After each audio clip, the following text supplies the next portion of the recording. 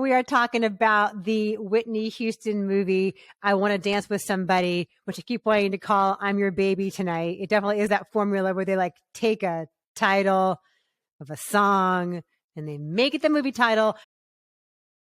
The great Katie Walsh is here with me. We're here to help you enter that Christmas weekend on a high note, no pun intended, as we talk about this Whitney Houston movie. And we're going to have a really big difference of opinion on this one, I think. Katie, will you describe the very complicated plot of this movie?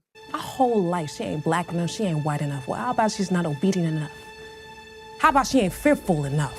The plot is that it's the sad, tragic life of Whitney Houston. It starts around teenagerhood, so at least we're not starting as a kid, but it goes all the way to the end of her life, sadly at the age of 49. But it's pretty much just playing the hits. It's literally like, here's, you know this Whitney Houston song? Do you know this Whitney Houston song? Here's the whole version of it. And I want 2.5 hours of my life back. Oh, no. This movie is not good. In a post-Walk Hard world, yeah, how do we do the music biopic? I love Walk Hard. And I did it from the very beginning. I know there's been the whole like Walk Hard renaissance in the last decade. I loved it from the second I saw it because it's so dead on in, you know, like pointing out all the tropes and the stereotypes of the music biopic. And so like this does all that. Like maybe it's about expectations because I was like dreading this. I was like, this is gonna suck. It's gonna be so superficial and so empty. And what Kasi Lemmons has done has really surprised me quite a bit as far as, yes, it is chronological. She's not deviating from the structure that we're very familiar with, but it feels like a really like substantive, old-fashioned kind of version of this movie. And it feels glossy, and Naomi Aki is not singing the songs, and like nobody should try. No one should try to be Whitney Houston. They just can't, you know? So I think they're wise to not try to have somebody recreate that voice. Right. But, it's Whitney's voice. It's all lip sync to Whitney's voice. Exactly. But I was sort of surprised by the subtext she finds by placing certain songs in unexpected situations, right? Like as far as this being about her never being able to be who she wanted to be, right? Right. And her not being able to be with Robin, her true love. Yeah. And so there are songs at certain moments that have unexpected meaning based on where she places them. And I found that surprising. But it sounds like you hated this and you don't agree at all. Well, it's okay. I think that you are actually hitting on probably what is a strength of the film, which is the way that they tie the types of songs that she's singing towards what's going on in her personal life, which I'm like, that's very generous of you, Christy. I find this project ghoulish, to be completely honest. Yeah. I could not stop thinking about who was producing this film. And who's producing this film is Clive Davis, who's played by Stanley Tucci as a beautiful angel, father figure, collaborator, creative force, the only person who tries to have an intervention with Whitney. And Pat Houston, who is, I believe, her sister-in-law, who I think is sort of like the executor of, I don't know if it's, you would say the executor of the state. I would have to look into exactly what Pat Houston's role is, but she does throughout. So there's an actress who plays her in a very small bit part. If you've seen the Whitney Houston documentary, like she has this astonishingly tragic life. And I think that when you look at the details of what this biopic includes, like it very openly includes the relationship with Robin, who was her best friend. There's no skirting it. It's like these two are a couple, they kiss, they're flirting, they're basically living together in the beginning of the film. Robin kind of drops out about halfway through, but then like if you see, like there's other details about her life that are revealed in the Whitney Houston doc. I believe it's just called Whitney.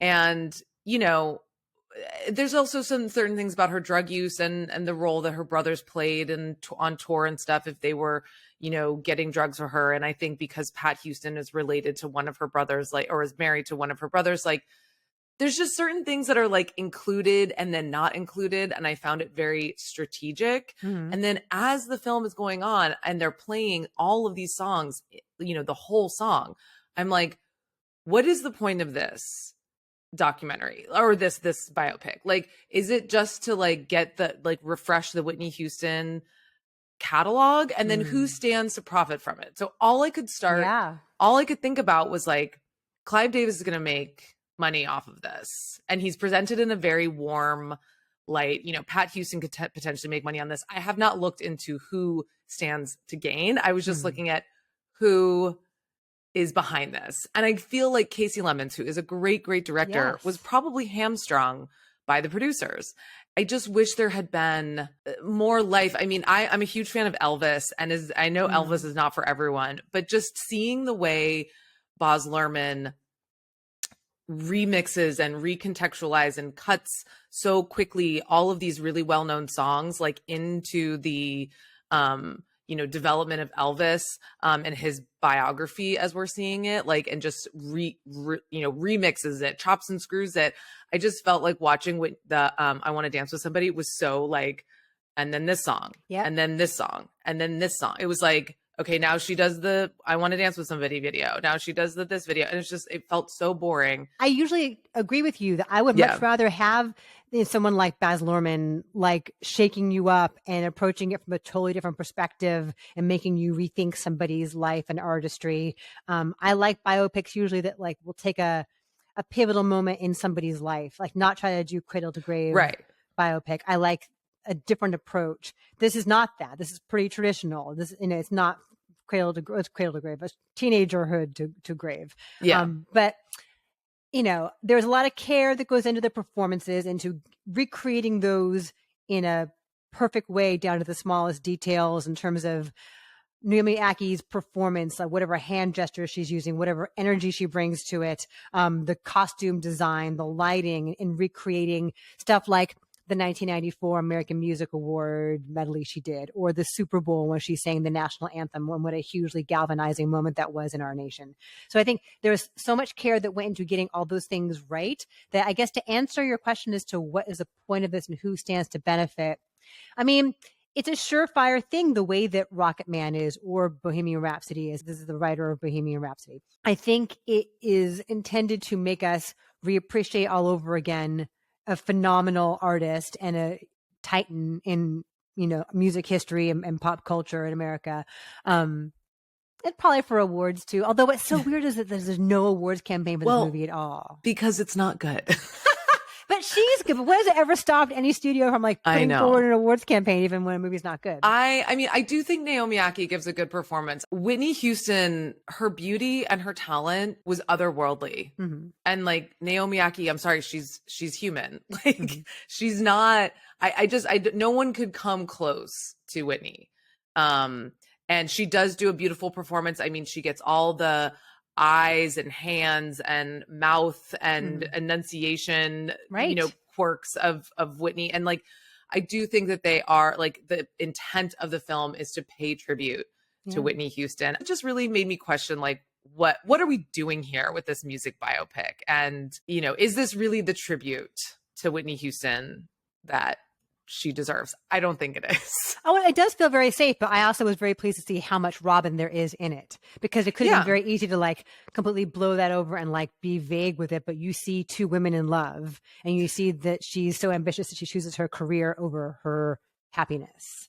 Right. So I do appreciate that they didn't skirt that entirely. They don't. But then again, I'm questioning, why are we including Robin, but we're not including other details? Why are we including, I don't know. I just couldn't stop thinking about like the strategy behind it all. Yeah. And Ashton Sanders plays Bobby Brown, and he actually does an okay job, but I just wish he had better agents or something. I'm like, he's such an amazing actor. Yeah. We need him in some better projects, but he you know, I don't know who else could have done Bobby Brown.